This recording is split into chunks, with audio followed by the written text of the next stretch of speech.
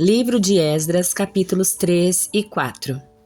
No 7º mês, quando os israelitas já haviam se estabelecido em suas cidades, todo o povo se reuniu em Jerusalém com um só propósito. Então, Jesua, filho de Jeozadaque, juntou-se a seus colegas, os sacerdotes, e a Zorobabel, filho de Sealtiel, e seus companheiros para reconstruir o altar do Deus de Israel. Queriam apresentar holocaustos ali, conforme a instrução da lei de Moisés, homem de Deus. Embora o povo tivesse medo dos habitantes daquela região, reconstruíram o altar do mesmo lugar original. Assim, começaram a oferecer holocaustos no altar do Senhor todas as manhãs e todas as tardes. Celebraram a festa das cabanas, conforme prescrito pela lei, e ofereceram um número de holocaustos especificado para cada dia da festa. Ofereceram ainda os holocaustos regulares e as ofertas exigidas para as celebrações da lua nova e para as festas anuais do Senhor. O povo também trouxe ofertas voluntárias para o Senhor. 15 dias antes do início da festa das cabanas, os sacerdotes haviam começado a oferecer ao Senhor os holocaustos, antes mesmo de lançarem os alicerces do templo do Senhor.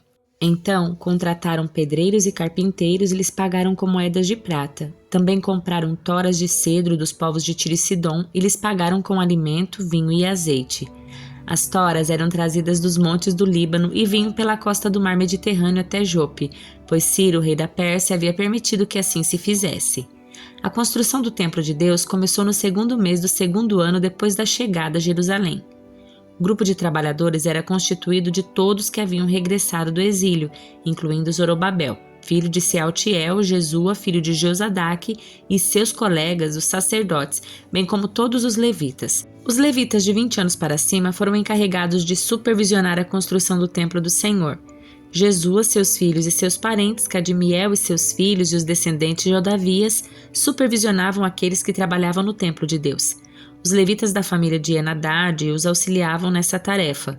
Quando os construtores terminaram os alicerces do templo do Senhor, os sacerdotes puseram suas vestes e tomaram seus lugares para tocar as trombetas. Os levitas descendentes de Asaf fizeram soar os símbolos para louvar o Senhor, conforme o rei Davi havia prescrito. Com louvores e ações de graças entoaram este cântico ao Senhor. Ele é bom, seu amor por Israel dura para sempre.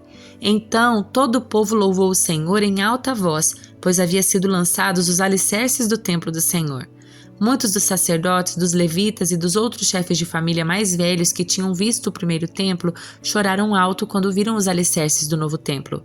Outros tantos, porém, gritavam de alegria. Os gritos alegres e o choro se misturavam num barulho tão forte que se podia ouvir de muito longe. Os inimigos de Judá e Benjamim souberam que os exilados estavam reconstruindo o templo do Senhor, o Deus de Israel. Eles foram a Zorobabel e a outros chefes de família e disseram: "Queremos participar da construção, pois também adoramos seu Deus como vocês. Temos oferecido sacrifícios para ele desde que Esar-Adom, rei da Síria, nos trouxe para cá." Mas Zorobabel, Jesua e os outros chefes de família de Israel responderam: "De maneira nenhuma, vocês não podem participar desse trabalho. Somente nós construiremos o templo para o Senhor, o Deus de Israel, conforme Ciro, rei da Pérsia, nos ordenou." Então os habitantes da região tentaram desanimar e amedrontar o povo de Judá para que não continuasse a construção. Subornaram agentes para trabalhar contra eles e frustrar seus planos. Isso prosseguiu durante todo o reinado de Ciro, rei da Pérsia, até que Dário, rei da Pérsia, subiu ao poder. Anos depois, quando Xerxes começou a reinar, os inimigos de Judá escreveram uma carta de acusação contra o povo de Judá e de Jerusalém. Mais tarde, durante o reinado de Artaxerxes, rei da Pérsia, os inimigos de Judá, liderados por Bislão, Mitredate e Tabeel, enviaram a Artaxerxes uma carta em aramaico que foi traduzida para o rei. O comandante Reum e o secretário da corte Sinzai escreveram a carta na qual apresentaram ao rei Artaxerxes um relatório negativo sobre Jerusalém. Saudaram o rei em nome de todos os seus colegas, os juízes e as autoridades locais, o povo de Tarpel, os persas, os babilônicos e o povo de Ereque e de Suzã, isto é, Elão. Também enviaram saudações do restante do povo que o grande e renomado Assurbanipal havia deportado e estabelecido em Samaria e em todas as terras vizinhas da província a oeste do rio Eufrates. Esta é uma cópia da carta.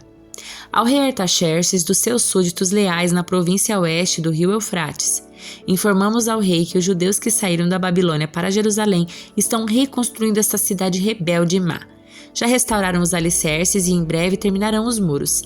É bom o rei saber que se esta cidade for reconstruída e seus muros forem concluídos, haverá grande prejuízo para o tesouro real, pois os judeus se recusarão a lhe pagar tributos, impostos e taxas. Visto que somos seus súditos leais e não desejamos vê-lo desonrado desse modo, enviamos ao rei estas informações. Sugerimos que se faça uma busca no registro dos seus antepassados, no qual o rei descobrirá como esta cidade foi rebelde em outros tempos. Aliás, foi destruída por causa da sua longa e problemática história de rebelião contra os reis e as nações que a dominavam. Declaramos ao rei que, se esta cidade for reconstruída e seus muros forem concluídos, o rei perderá a província a oeste do rio Eufrates. O rei Artaxerxes enviou a seguinte resposta: ao comandante Reum, ao secretário da corte Sinzai e a seus companheiros em Samaria e em toda a província a oeste do rio Eufrates. Saudações. A carta que vocês enviaram foi traduzida e lida para mim. Ordenei que se fizesse uma busca nos registros e descobri que, de fato, Jerusalém tem sido, ao longo dos anos, foco de insurreição contra vários reis. Aliás, rebeliões e revoltas são normais ali. Reis poderosos governaram sobre Jerusalém e sobre toda a província a oeste do rio Eufrates e receberam tributos, impostos e taxas. Portanto, deem ordens para que esses homens parem seu trabalho. A cidade não deve ser reconstruída enquanto eu não mandar. Sejam diligentes e não descuidem desse assunto, pois não devemos permitir que a situação prejudique os interesses do rei. Quando a carta do rei Artaxerxes foi lida para Reum, Sinzai e seus companheiros, eles foram depressa a Jerusalém e, fazendo uso de força, obrigaram os judeus a parar a construção. Assim, a obra no Templo de Deus em Jerusalém foi interrompida e ficou parada até o 2º ano do reinado de Dario, rei da Pérsia. Livro de Isaías, capítulo 10. Que aflição espera os juízes injustos e os que decretam leis opressoras. Não fazem justiça aos pobres e negam os direitos dos necessitados do meu povo. Exploram as viúvas e tiram proveito dos órfãos. O que farão quando eu os castigar, quando trouxer de uma terra distante calamidade sobre vocês? A quem pedirão ajuda? Onde seus tesouros estarão seguros? Serão levados como prisioneiros ou ficarão caídos entre os mortos? Mesmo assim, a ira do Senhor não se satisfará. Sua mão ainda está levantada para castigar. Que aflição espera a Síria, a vara de minha ira? Uso-a como bastão para expressar minha fúria. Envio a Assíria contra uma nação ímpia, contra o povo com o qual estou irado. A Assíria os saqueará e os pisará como pó sob seus pés. O rei da Síria, porém, não entenderá que é meu instrumento. Esse não é seu modo de pensar. Seu plano é somente destruir, derrubar uma nação após outra. Ele dirá: em breve cada um de meus príncipes será rei. Destruímos Calno, como fizemos com Carquemes, Amate caiu diante de nós. Como aconteceu com Arpade, derrotamos Samaria, como fizemos com Damasco. Sim, acabamos com muitos reinos cujos deuses eram mais poderosos que os de Jerusalém e Samaria. Portanto, derrotaremos Jerusalém e seus deuses, como destruímos Samaria e seus deuses. Depois que o Senhor tiver usado o rei da Assíria para realizar seus propósitos no Monte Sião e em Jerusalém, ele se voltará contra o rei da Assíria e o castigará, pois o rei é orgulhoso e arrogante. Ele diz: fiz isto com o meu braço poderoso, com minha astuta sabedoria e planejei. Destruí as defesas das nações e levei os tesouros. Como touro, derrubei seus reis. Roubei as riquezas dos seus ninhos e ajuntei reinos como camponesa junta ovos. Ninguém pode bater as asas contra mim nem dar um pio de protesto.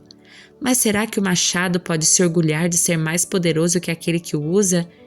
É a serra mais importante que a pessoa que com ela corta? Pode a vara golpear se não houver quem a mova? Acaso o cajado de madeira anda sozinho? Por isso, o soberano Senhor dos Exércitos enviará uma praga sobre as tropas orgulhosas da Assíria e fogo ardente consumirá sua glória. O Senhor, a luz de Israel, será o fogo, o santo será a chama. Devorará como fogo os espinhos e o mato e queimará o inimigo em um só dia. O Senhor consumirá a glória da Assíria como fogo consome um bosque em terra fértil. Ele definhará como os enfermos durante uma praga. De todo esse bosque glorioso restarão apenas algumas árvores, tão poucas que uma criança poderá contá-las. Naquele dia, o remanescente de Israel, os sobreviventes da família de Jacó, não dependerão mais de aliados que procuram destruí-los. Confiarão fielmente no Senhor, o Santo de Israel. Um remanescente voltará. Sim, o remanescente de Jacó voltará para o Deus poderoso. Embora o povo de Israel seja numeroso como a areia do mar, apenas um remanescente voltará. O Senhor, em sua justiça, decidiu destruir seu povo. Sim, o soberano Senhor dos Exércitos já decidiu destruir toda a terra. Portanto, assim o soberano Senhor dos Exércitos diz: Ó meu povo em Sião, não temos assírios quando oprimirem vocês com vara e bastão, como fizeram os egípcios muito tempo atrás.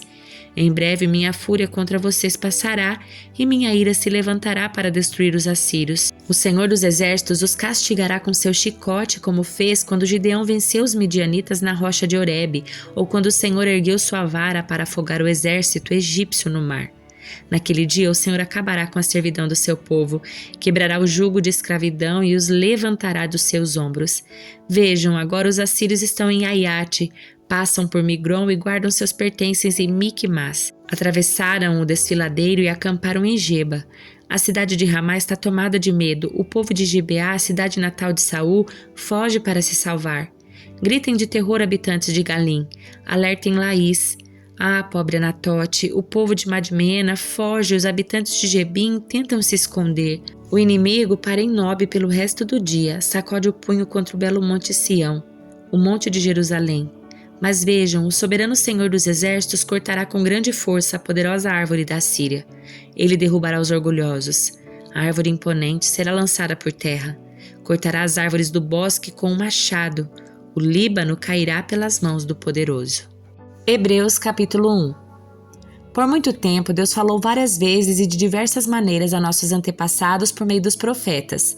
E agora, nesses últimos dias, Ele nos falou por meio do Filho, o qual Ele designou como herdeiro de todas as coisas e por meio de quem criou o universo.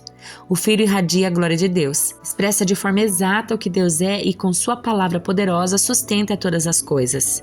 Depois de nos purificar dos nossos pecados, sentou-se no lugar de honra à direita de Deus, majestoso no céu, o que revela que o Filho é muito superior aos anjos e o nome que ele herdou superior ao nome deles. Pois Deus nunca disse a nenhum anjo: você é meu filho, hoje eu o gerei. Ou ainda, eu serei seu pai e ele será meu filho. E quando ele trouxe seu Filho Supremo ao mundo, disse que todos os anjos de Deus o adorem. A respeito dos anjos, ele diz: ele envia seus anjos como os ventos e seus servos como chamas de fogo. Mas o Filho lhe diz: teu trono, ó Deus, permanece para todos sempre. Tu governas com cetro de justiça, amas a justiça e odeias o mal. Por isso Deus, o teu Deus, te ungiu. Derramou sobre ti o óleo da alegria mais que sobre qualquer outro.